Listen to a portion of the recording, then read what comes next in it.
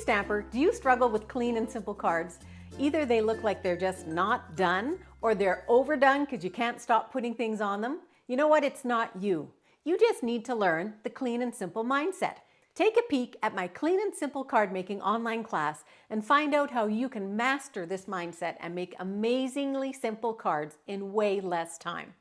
Not only do you get all the directions in video form to make 8 beautiful cards, you'll learn my top 20 tips to get into the clean and simple mindset, along with 20 questions to pinpoint where to change up your cards. More than 12 techniques to add interest without overdoing it, and special tricks to fix oopsies as you're stamping. Developing a clean and simple mindset is the key to creating beautiful, understated cards in less time. And learning this mindset is only available in my Clean and Simple Card Making online class. Right now, you're only going to pay the early bird price of $27. That's $13 off just for grabbing it early. But this deal ends June 28th.